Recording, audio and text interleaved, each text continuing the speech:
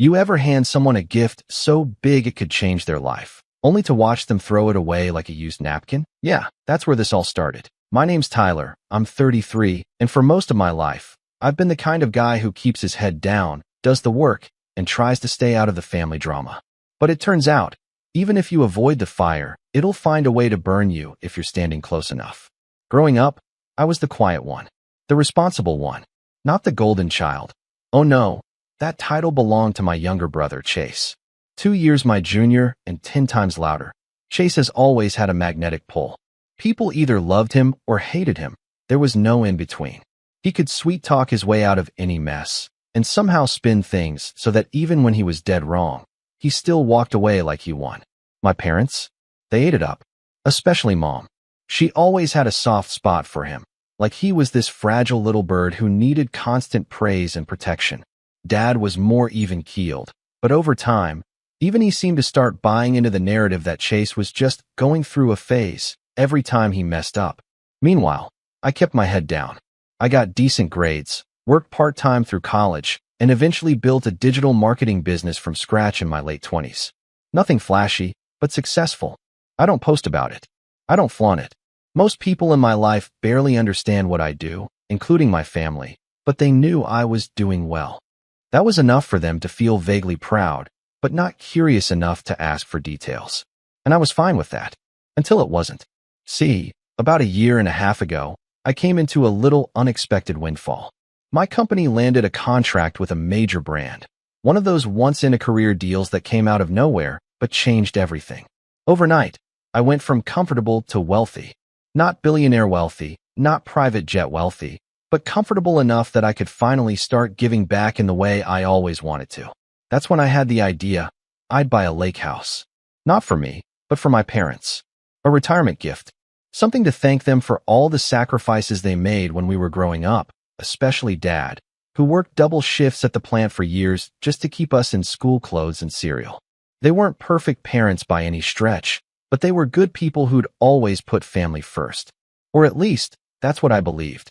The house was beautiful. A 3-bedroom cedar-paneled home on Lake Weller, with a private dock, wraparound porch, and views that looked like a Bob Ross painting come to life. It was a foreclosure deal I'd found through a contact, $500,000, well below market for the area, and it only needed light renovations. I bought it outright, no mortgage. My name was on the deed. I didn't even think twice. At first, my parents were floored. I told them it was theirs to live in for as long as they wanted. No rent, no strings. I'd pay for property taxes and upkeep. All they had to do was enjoy it. They moved in last spring, right after Dad finally retired for good. They were glowing. Mom said it felt like a dream. Dad, usually so stoic, actually teared up. We took photos on the dock, grilled hot dogs that night, and for the first time in years, I felt like maybe, just maybe, I'd done something that made them truly proud of me. Then Chase showed up. I remember the first visit like a glitch in a video game.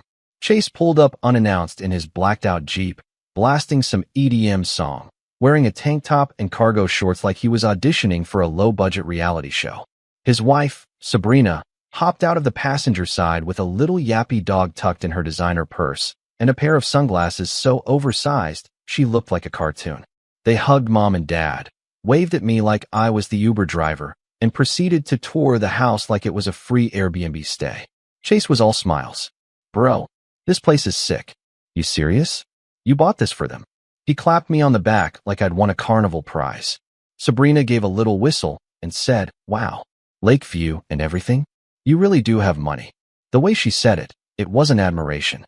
It was calculation. Like she was taking inventory of the drapes and granite countertops. They stayed the weekend. Without asking. Took the master bedroom, too. Mom offered them the guest room, but Chase said, nah, I can't sleep in a twin bed like I'm back in middle school. I expected my parents to shut that down, but they just laughed it off. Said they didn't mind. That was the first red flag. After that weekend, I noticed small things start to shift. My parents stopped calling me as much. When I did talk to them, they seemed distracted. I figured they were just busy adjusting to retirement life, maybe overwhelmed by the move. Then Chase started posting pictures on Instagram of himself, chilling at the lake house, like it was his personal getaway. One picture had the caption, Lake Life. Earn not given. That one stung more than I wanted to admit. Still, I let it go. I told myself I didn't give them the house to get praise. I gave it because it was the right thing to do. But that feeling, that creeping sense that something was off, kept scratching at the back of my skull. It wasn't until 3 months later, when I drove up to surprise them for Dad's birthday, that I realized just how wrong everything had gone. I arrived around 8 p.m. It was late September, cool breeze in the air, leaves starting to turn. I parked my car down the hill and walked up to the house quietly, excited to see their faces. I had a bottle of Dad's favorite scotch in one hand and a new fishing rod in the other. I rang the doorbell. Nothing. I knocked. Still nothing. After a minute, I circled around to the back porch. Maybe they were sitting by the fire pit. But the lights were off. Curtains drawn. Everything felt cold. Abandoned. I pulled out my phone and called Mom. She answered on the first ring, voice hushed. Tyler. Hey, I said. I'm out back. Where are you guys? She paused. We're in the garage. The garage. I blinked. Why? She hesitated again. It's complicated. Please don't make a scene. Those 4 words. Please don't make a scene. That's when my stomach dropped. I walked to the side of the house and opened the garage door. There they were. My mom and dad. In lawn chairs. Surrounded by boxes and old quilts. A space heater buzzing in the corner. My dad's fishing gear piled in a corner like it hadn't been touched in weeks. A single lamp lit the space, casting long, sad shadows across their hunched silhouettes. And that's when I asked the question that changed everything. What is going on? Mom looked up at me, her eyes glassy. She opened her mouth to answer. But behind me, I heard a voice say, You're not supposed to be here. I turned, and there was Chase, standing in the doorway, shirtless, smirking, holding a beer. That's where things really began to spiral. I didn't respond right away. I just stared at Chase, the cold garage light reflecting off the bottle in his hand like it was mocking me. I could hear my pulse pounding in my ears. The smell of dust, oil, and mildew lingered in the air. My mom, bless her heart, tried to force a smile like this was normal. Like this, them sleeping in a garage in their own retirement home, was fine. Chase, I said slowly, trying to keep my voice level. Why are Mom and Dad out here? He rolled his eyes and leaned against the doorframe like he was settling in for some petty argument he had no intention of losing. Don't start with that tone, man. You didn't call ahead. You're showing up unannounced and barging in like you still run the place. I do run the place, I shot back. I own it. He chuckled. Actually chuckled. Yeah, sure, technically. But I'm the one taking care of things now. Fixing stuff, maintaining the place. Paying utilities when they forget. You'd be surprised how fast that adds up. You kicked them out of their own house, I said, incredulous. They're your parents. His smirk didn't budge. They're our parents. And they said they didn't mind. Right, Mom? He didn't even look at her. Just tossed the question over his shoulder like a bone to a dog. My mom flinched. It's temporary. We didn't want to cause a fuss. Cause a fuss. I repeated. You're living in a garage. Dad hadn't said a word. He just sat there, eyes glued to the concrete floor, jaw clenched like it physically pained him to be seen like this. That hurt more than anything Chase could have said. My dad, who worked 35 years without complaint, who never asked for much, reduced to sleeping in a lawn chair like some squatter in his own home. All while my freeloading brother played king of the castle. I turned back to Chase. Get out. Tonight. He stepped forward, suddenly serious. I don't think you understand the situation. No, I said, cutting him off. I don't think you understand. You're squatting in a house I gave to our parents. This was never yours. You don't have a say. I do now, he said coolly. You should check the deed. Something in my gut twisted. I froze. What? Oh yeah, he said, swaying slightly as he took another sip of beer. Had it updated a few months back. Got Mom and Dad to sign over some things. You know how they are with paperwork. We trust you, Chase. You're the only one who visits. Blah, blah, blah. He smiled, teeth flashing. Long story short, it's mine now. My mom gasped. You said it was just to help with taxes. Chase waved her off. Relax. I was going to tell you. Eventually. You forged their signatures, I said quietly. It wasn't a question. I just knew. Prove it, he said, and for a moment, just a flicker, I saw something behind his eyes. Fear? No, not quite. More like calculation. He'd planned this. He wanted me to react. Wanted to drag me into a fight and make me look like the bad guy. Then came the final insult. Sabrina appeared behind him, barefoot and wrapped in one of Mom's old knitted blankets like she owned the place. She took one look at my parents in the garage and snorted. "Oh my God, are they still out here?" she said, laughing. "I thought you said they went to a hotel." Chase shrugged. "They're fine." Sabrina turned to my mom and said with a syrupy grin, "Honestly, you're lucky we let you stay at all. Most people your age end up in, like, those sad nursing homes." That was it. Mom looked like she'd been slapped. I took a step forward, but Chase held up a hand like he was a crossing guard. "Careful," he said. "You raise your voice or touch me, and I'll call the cops. Harassment, trespassing, whatever fits." The worst part?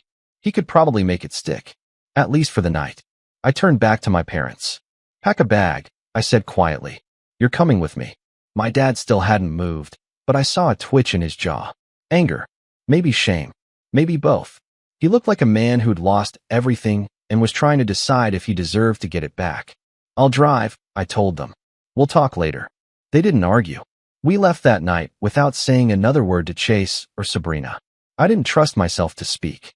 I was shaking from the inside out, my fists clenched so hard my knuckles hurt. As we pulled away from the Lakehouse, my Lakehouse, I looked in the rearview mirror one last time and saw Chase standing on the porch with his arm around Sabrina, grinning like he'd just won the lottery. That night, I put my parents up in a hotel suite downtown, the kind with a kitchenette and a real bed. Mom cried when she saw it, said she didn't deserve it. Dad just nodded once and sat on the edge of the bed like he wasn't sure it was real. I didn't press them for details, not yet. But I stayed up most of the night, pacing the hallway, staring out the window, and turning one question over and over in my head. How did I let this happen? Over the next week, the full picture came into focus. Slowly, painfully. Turns out Chase had been planting seeds for months, maybe even years. Visiting more often, offering to help with bills, telling our parents I was too busy to care, that I only bought the house for show, that he was the one who'd really take care of them. He even offered to handle the boring stuff, mail, taxes, repairs, so they could enjoy retirement without the stress. Then came the paperwork. He said it was just to streamline things. Mom said one afternoon, her hands trembling around a cup of tea. Something about simplifying ownership for tax breaks. Dad hadn't read the documents closely. His eyesight had been failing. Mom trusted Chase. They both did. They signed. "I should have known," she whispered. "He was so pushy about it. I didn't want to upset him." That line stuck with me. Didn't want to upset him. That's what it always came back to with Chase. He was like a storm. You didn't confront him, you endured him. You waited for him to pass, hoping the damage wouldn't be too bad. But this time, he'd burned the whole village down. Meanwhile, Chase wasted no time rubbing salt in the wound. He posted videos of himself renovating his lake house, ripping out Mom's garden, turning Dad's den into a gaming room, painting the porch in gaudy colors like he was a house flipper on a budget cable network. He even gave Sabrina's dog its own bedroom. No joke. Full bed, tiny dresser, nameplate on the door, princess suite. I watched every post like a car crash. Morbid curiosity, rage, guilt. I thought about going to the cops, about lawyers. But the truth is, proving forged documents isn't easy, especially when the supposed victims signed willingly. And Chase had always been good at covering his tracks. So I did what I always do when things get bad. I got quiet. I started planning. I didn't tell my parents what I was working on. I didn't post online. I didn't call Chase. I just listened, asked questions, gathered receipts, watched his online activity like a hawk. Because here's the thing Chase never understood. I wasn't just the quiet one. I was the patient one. The one who didn't show his hand until the game was already over. And this wasn't over. Not by a long shot. For weeks after moving my parents into the hotel, I walked around with a quiet storm inside me. I'd never felt rage like that. White hot and cold at the same time. Like my blood had turned to ice, but my heart wouldn't stop racing. Every day was a test of restraint. Every morning, I'd scroll Chase's socials, see him flexing in my lake house, standing in front of the fireplace I picked out, grinning like a conqueror who'd stolen his kingdom, and I'd have to stop myself from driving back there and pounding on the door until someone called the cops. But rage without action is just poison, and I could feel it eating at me. The worst part wasn't even the theft. It wasn't even the betrayal or the lies. It was the way he humiliated our parents. These people who gave him everything, who forgave him over and over again, and he threw them in the garage like they were leftovers he didn't want to toss, but couldn't be bothered to put in the fridge. And they, God love them, they still defended him. Not openly, not anymore, but in little ways. Mom would say things like, he wasn't always like this, or he just needs help. And every time she did, I wanted to scream. But I didn't. I couldn't. Because somewhere deep down, I got it. They didn't want to believe their youngest son was capable of something so vile. They didn't want their last chapter to be marked by a betrayal so sharp it split their family down the middle. And I didn't want that either. But we were already past that point. Still, I let them grieve. I didn't push them. I focused on building something new. Something better. First thing I did was move them out of the hotel and into a short-term rental apartment. Clean, bright, furnished, quiet. It cost more than I'd planned, but I didn't care. It gave them dignity again. A door that locked. A couch that didn't creak. A fridge with food they didn't have to label. The kind of basics Chase had ripped away like he was trimming fat from a budget. Mom cried the first night there. I pretended not to see. Just turned on the TV and pretended I was invested in some home improvement show neither of us were watching. Then I got to work. I started meeting with lawyers, quietly. No announcements, no Facebook status, no angry texts to Chase. I didn't want him to see me coming. And I knew that if I came at him too soon, he'd just lawyer up, hide the paperwork, vanish into the legal fog like he always did. But I had something this time I'd never had before, leverage. Actual, provable leverage. See, Chase had always been sloppy with his ego. He couldn't help himself. He had to brag. And social media was his playground. He posted everything. The fake renovations, the investment strategies, even screenshots of his Venmo transactions when people paid rent to stay at his Lakehouse Airbnb. That's right. He'd turned it into a business. At first, I was shocked. Then I realized it was perfect. Because now it wasn't just fraud.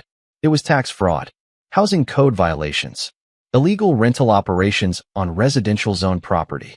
And he was dumb enough to document it all publicly, like he was auditioning for the world's worst reality show.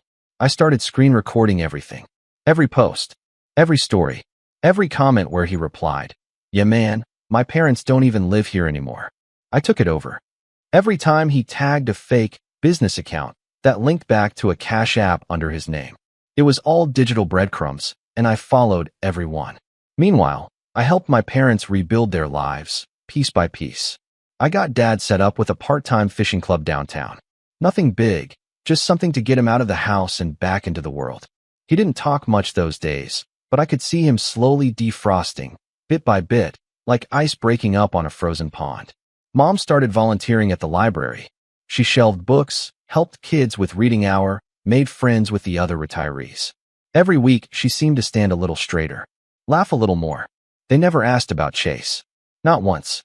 And I didn't bring him up. It was like we were all trying to scrub him from our systems without saying the words. But behind the scenes, I was still planning. And the deeper I dug, the uglier it got. Turns out, Chase wasn't just scamming our parents. He was scamming everyone. His whole Lakehouse rental empire was a lie propped up by doctored photos, fake reviews, and double bookings. I found a Reddit thread, no joke, where people were warning each other about a sketchy lake rental run by some shirtless guy who lives there full-time and keeps hitting on guest girlfriends. Someone else posted a screenshot of their DMs with Chase where he refused to refund them after canceling last minute, saying, "Sorry bro, family emergency. Can't help it. Blame the universe." Classy. I compiled everything, screenshots, guest complaints, legal docs, zoning codes, even a video someone posted of Chase getting into a shouting match with a neighbor over parking. I handed it all over to a real estate lawyer named Carter, a friend of a friend, the kind of guy who spoke softly and carried a sledgehammer in the form of legal precedent. "This is good," Carter said after reviewing the case file. "Really good." I told him I wanted everything done quietly. No scorched earth. No nuclear press. Just precision. I wanted the Lakehouse back. I wanted the deed. I wanted Chase out. Not screaming, not suing, just gone. But Carter leaned back in his chair and said something I didn't expect. "You could do that, but it wouldn't solve the problem." "What do you mean?" I asked. "He'll find another mark," Carter said. "Maybe not your parents. Maybe not you. But someone else. That's what people like your brother do. This house. It's just a symptom. If you want to stop the disease, you have to go deeper. He was right. And that's when the real plan began. I reached out to a few people I knew from the startup scene, people who'd been burned by bad deals, fake gurus, crypto scammers. I told them I had a project, a documentary, a cautionary tale about family fraud and entitlement. I didn't mention names, just said I had receipts. They were in. One guy offered editing. Another had a podcast. A third connected me to a woman who ran a YouTube channel about real estate scams and fake Airbnb horror stories. She loved the angle, said it could go viral, said people needed to hear stories like this because it wasn't just about a house. It was about family and how trust can be twisted into a weapon. All I needed was a little more time. I knew Chase was planning a big event at the Lakehouse, some 4th of July bash he was hyping online with invites, flyers, even a DJ. He was calling it Chase's Freedom Fest, which was hilarious considering how much freedom he'd stolen to make it happen. He had no idea I was watching, that I had people ready to show up, that the entire house of cards he'd built was about to collapse. But I wasn't going to make my move yet, not until everything was airtight. So I waited. And as I waited, something strange happened. I started to breathe again. Not just the shallow breaths I'd been taking since the garage moment, but real breaths. Deep ones. The kind that hit your chest like fresh air after a thunderstorm. I started running again in the mornings. Not far, but enough to sweat. Enough to feel my feet on the ground. I signed up for a local mentorship group and began coaching a few young entrepreneurs who reminded me of myself 10 years ago. Hungry, anxious, trying to make something real. One of them told me I had calm boss energy. I'd never been called that before. It felt good. Even my apartment, once just a place to sleep, started to feel like a home. I added plants, art. I cooked again. Nothing fancy, just meals that reminded me I was still human, still whole. And the calls with mom and dad changed, too. They weren't just check-ins anymore. They were actual conversations. We talked about books, old movies, recipes. They started calling me first, asking about my life. Not Chase, not the Lakehouse, me. It felt like, for the first time in a long time, I wasn't just their responsible son. I was Tyler, a person they respected, admired, trusted. And the best part? Chase had no clue. He still thought I was sulking in silence. Still thought he'd won. He kept posting, kept bragging, kept playing king of a castle he built on stolen sand. But what he didn't realize was that the tide was coming. And this time, I wasn't just going to take back the house. I was going to take back everything. Chase always believed the world was his game board, and the rest of us were just NPCs, side characters meant to serve his storyline. If he was the hero in his mind, then I was the boring older brother who stayed off-screen. The guy who showed up only when it was convenient for Chase's narrative. And that suited me fine for a long time. But now the story was mine. By mid-June, the storm had gathered. Quietly, thoroughly. I had documents, testimonies, screenshots, and legal affidavits lined up like dominoes. My lawyer, Carter, worked faster than I expected, pulling title records, checking for notary fraud, interviewing neighbors who had no problem recounting stories of Chase's temper tantrums and late-night parties. One neighbor, a retired veteran named Joe, emailed us a folder full of photos he'd been taking since March. I guess the guy had been trying to document the chaos to send to the HOA board. The photos included loud parties, bonfires that got dangerously close to the tree line, and even one shot of Sabrina letting her dog poop on Joe's front steps, without cleaning it up. Classy as ever. One gem of a video showed Chase drunkenly arguing with someone over a missing speaker and yelling, "This is my house, my rules. If you don't like it, get the heck off my dock." Carter chuckled when he saw that one. "This is gold," he said. "Even if we didn't have the forgery angle, this would be enough to trigger a dozen violations." But it was the forgery that was the real key. We'd managed to get our hands on the notarized documents Chase had helped my parents sign, transferring limited ownership of the Lakehouse to a vague trust with Chase listed as the acting trustee. At first glance, it seemed semi-legit, if not sleazy. But Carter's team found the notary's signature didn't match her state records. Worse, when we called the notary's office, they had no record of that transaction ever happening. That's when it clicked. Chase had forged the signature. He hadn't just manipulated our parents. He'd outright fabricated a legal document to claim ownership of the house. It was the smoking gun we'd been waiting for. Still, I didn't want to rush in. I wanted the timing to be perfect. I needed a moment so public, so brazen, that exposing him would feel like snapping a spotlight on a roach scurrying across a white floor. And right on cue, Chase gave it to me. Freedom Fest 2K25, he posted on Instagram, complete with a glitchy promo video made in some cheap online editor. Fireworks overlays, neon text, a hype soundtrack that made me cringe. Come party with me at the sickest Lakehouse in the state. DJs, food trucks, paddleboard races, drone shows, 3 days of chaos on Lake Weller. He even sold tickets. Tickets. He was charging strangers to attend a rager on property he didn't legally own. I stared at that post for a long time, barely breathing. Not with rage. No, that had passed. This was something else. Something sharper. Clarity. This was it. The moment I'd been waiting for. He was handing me the sword, still bragging about how invincible he was. I looked up from my laptop, smirked, and said to myself, game on. The next week was a blur of motion. I booked a meeting with the county clerk to start the official proceedings to revoke the deed transfer based on fraud and forgery. I gave Carter permission to start drafting a cease and desist order regarding the illegal rentals and events. I filed a quiet title lawsuit, essentially asking the court to clarify ownership due to forged documentation. But I still wasn't done.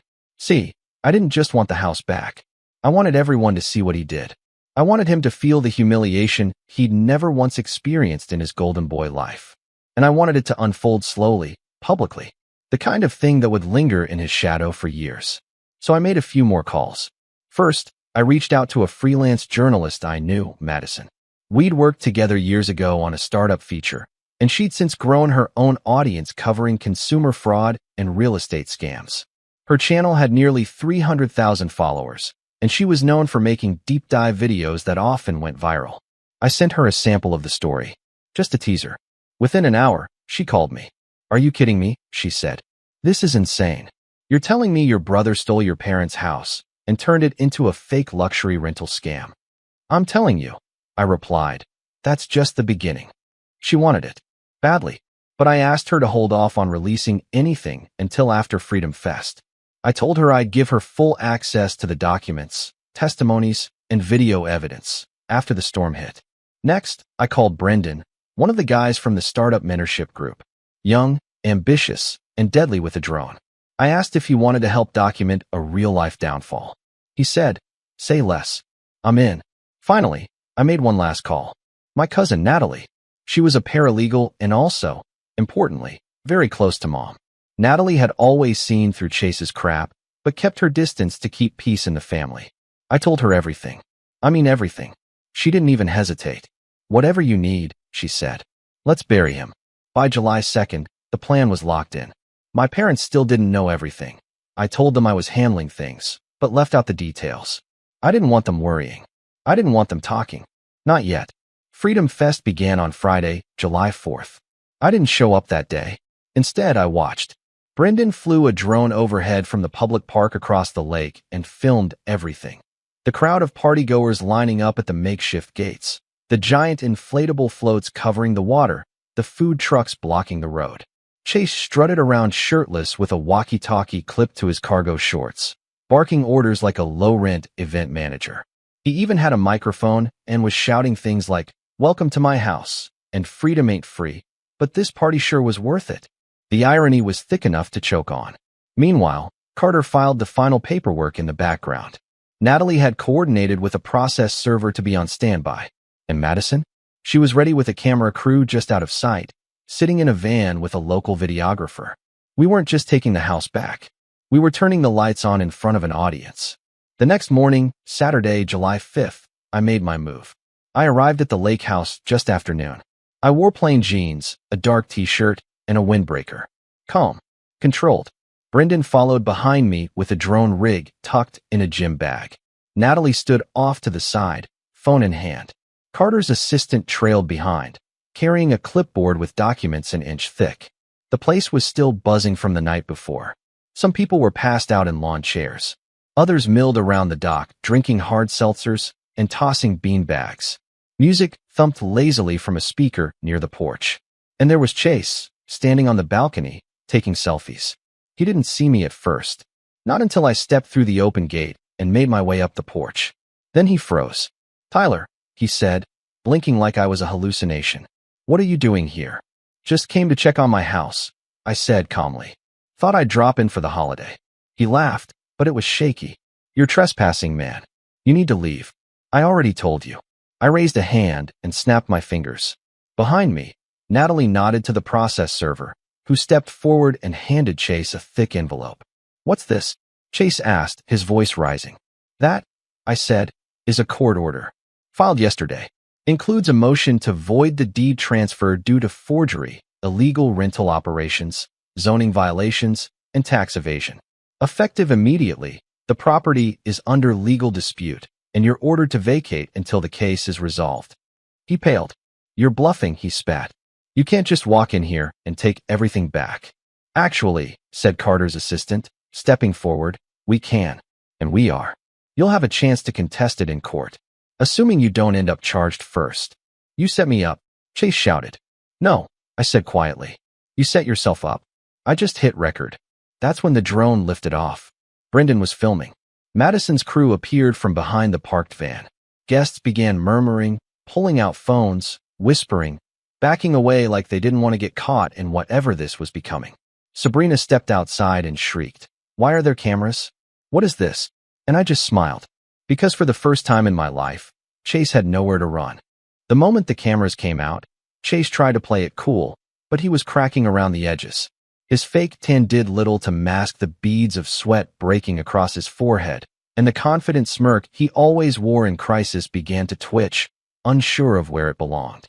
Sabrina looked from him to the crowd forming in the yard, to the drone overhead buzzing like a mechanical hornet. She knew something was wrong, but not how wrong.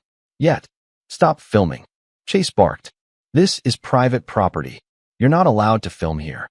Madison, unfazed, replied calmly from behind the lens. "You invited half the county to a public event.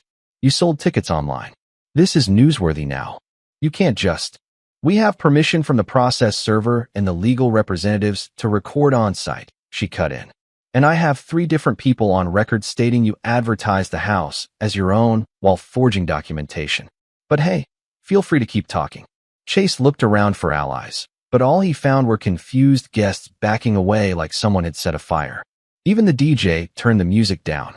People started muttering, filming with their phones. Some even laughed. Sabrina tried to interject, shrieking something about defamation and harassment, but her voice cracked with panic. I didn't say anything for a while. I just let it all unfold. Because this wasn't about shouting. This was about truth. And truth, when it finally shows up after being silenced for so long, doesn't need to scream. It just needs to stand still and let the lies collapse around it. The process server handed over the last of the legal packets. "You have 72 hours to vacate," he said. "But the judge has issued a temporary restraining order from hosting any events or profiting from the property. All rental operations must cease immediately. You don't even have proof." Chase yelled, his voice teetering on the edge of desperation. Carter's assistant calmly pulled out a USB stick and held it up. "Here's the signed witness statements, social media screenshots, forged notary documentation, and zoning complaints. This will be submitted to the court today. You're welcome to try and explain it under oath." Sabrina grabbed Chase's arm, nails digging into his skin. "You told me you own this place." I do," he hissed back. I signed the deed." "They signed it." You said his name wasn't even on the papers." He's lying. This is all fake. They're just jealous." But she'd already backed away. The cracks in their fake empire were spreading like lightning across glass. Natalie stepped forward with the final blow, a manila folder of printed messages from former guests and victims. One note was from a woman who booked the house for a honeymoon and got double booked, ending up sleeping in a car because Chase refused to refund her. Another was from a neighbor who called the fire marshal 3 times due to bonfires getting out of control. And then there was the letter from the notary public. Sworn testimony, notarized again, this time correctly, stating that she had never signed anything for Chase Weller. The document he'd submitted had used her old name and a fake stamp. Game. Over. Chase's shoulders slumped. For the first time in my life, I saw him small. Not angry. Not smug. Just small. Like the world had finally caught up to him. Sabrina stormed inside, grabbed a bag, and emerged moments later with her ridiculous purse dog clutched under one arm. She didn't even look at Chase as she marched past. Someone in the crowd said, "Guess freedom's not free after all," and the laughter that followed stung harder than anything I could have said. She drove off, and Chase just stood there. "You ruined me," he muttered, voice low. "No," I said softly. "You did that. I just showed everyone what was already there." The aftermath moved fast. The county seized all short-term rental activity on the Lakehouse within 48 hours. The HOA filed a formal complaint for violations, including noise, garbage, and unregistered commercial use. Chase tried to fight the lawsuit, but folded the moment Carter's team presented the forged deed and notary statements in court. The judge ruled that the original ownership remained in my name. Any secondary claims Chase made were voided due to fraud. He was banned from entering the property without written consent from me. I got the house back, but I didn't stop there. Chase was fined for zoning violations and forced to repay several of his fraudulent rental guests. Sabrina, facing the legal heat from her part in promoting the Airbnb scam, quietly ghosted him and filed for divorce 2 months later. Her dog's Instagram, yes, she had one, mysteriously disappeared. Madison's documentary dropped the following week. Titled The Lakehouse Lie, How One Man Stole His Parents' Retirement Home and Got Exposed. It racked up over 1 million views in 3 days. It was calm, professional, and devastating. Chase's face was blurred in most of the footage, but not all of it. The internet did its thing. He deleted his social media within a week. And me? I took my parents back to the Lakehouse. It was fall by then, the air crisp and clean, the trees bleeding gold and orange. We stood on the dock together, quiet, the way we always were. Dad didn't say much, but his hand on my shoulder said enough. Mom cried again, but this time, they were good tears. We sat on the porch that night, wrapped in blankets, watching the stars. No parties, no music, just peace. "I don't deserve all this," Mom said, sipping tea. "You didn't deserve what he did either," I replied. We let that hang in the air for a while. Then she smiled and asked if I wanted to help her restart her garden. We rebuilt. Slowly. Intentionally. The guest room became Dad's new study. Mom's knitting took over the sunroom. I visited every weekend. Sometimes I stayed over. Sometimes I just brought groceries and left flowers on the kitchen counter. The house felt warm again. Not because it was fancy, but because it finally felt ours. And Chase? Last I heard, he moved in with some friend in a basement apartment 2 towns over. Rumor was he tried to start a YouTube channel about real estate freedom, but the comment section wasn't kind.